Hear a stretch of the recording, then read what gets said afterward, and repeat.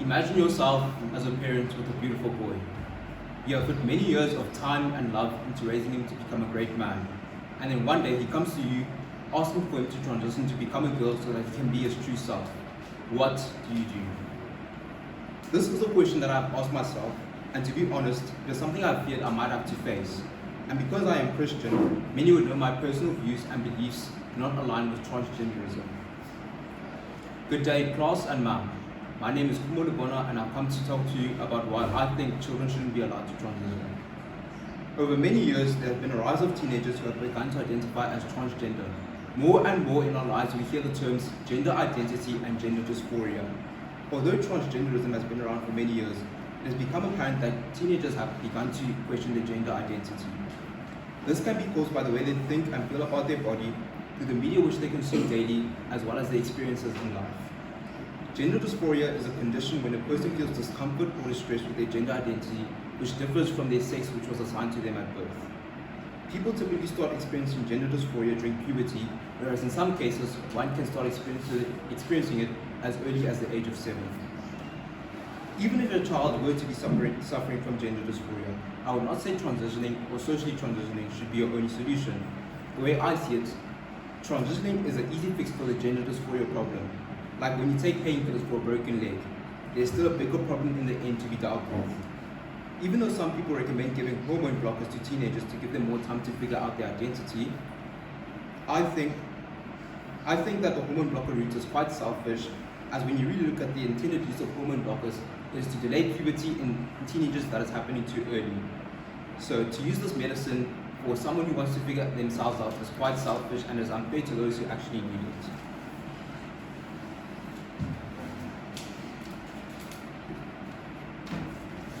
Studies seen in the Diagnostic and Statistical Manual of Mental Disorders show that approximately 80% of children diagnosed with gender dysphoria in their early childhood no longer experience it during adulthood. This shows that even when a child could be experiencing gender dysphoria, the first solution shouldn't be to put them on hormone blockers to try and delay a natural process, but rather let them work through their feelings in the form of therapy. Moreover, it is very clear that teenagers' brains are not fully developed and that they are not mentally and emotionally mature enough to make such life-changing decisions. A study conducted in 2021 by the Archives of Sexual Behavior states that many young people identify as transgender have been influenced by their peers as well as through media. Although some might say that it is a child's body and it should be their choice whether they should transition, you cannot leave the onus of such a decision in the hands of someone who is constantly changing the way they feel and think.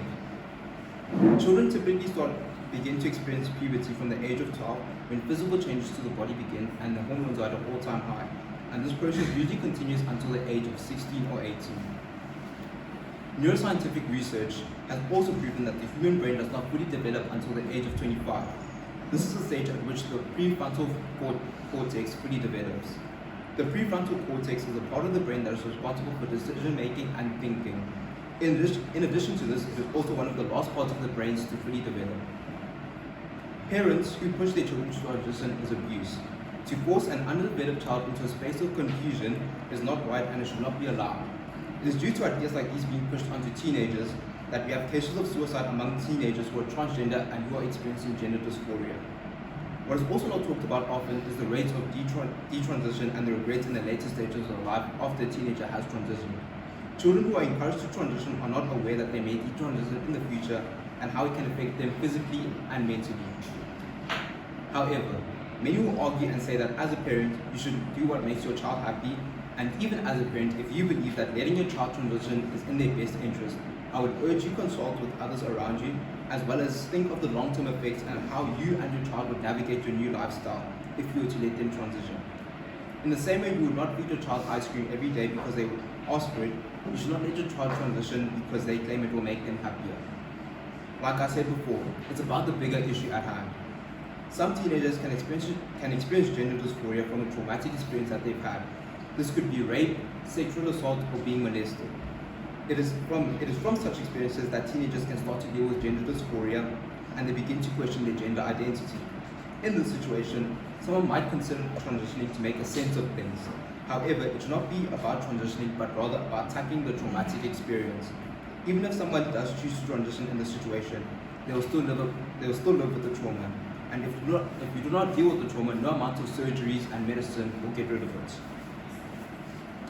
Lastly, it is important to safeguard children against ideals that they know little of and prevent them from making life-changing decisions at a stage in their lives when they are rapidly changing and growing. Parents must not dismiss their children when they are suffering from gender dysphoria. In such a case, approach the situation with caution and provide your child with the necessary emotional and psychological support so that they can navigate their way through the situation in a safe way without damaging them mentally and physically. Now, I'll ask you to imagine yourself as a parent with a beautiful boy. You have put many years of time and love into raising your child to become a great man. And then one day, he comes to you asking for him to transition to become a girl so that he can become his true self. What do you do? Thank you.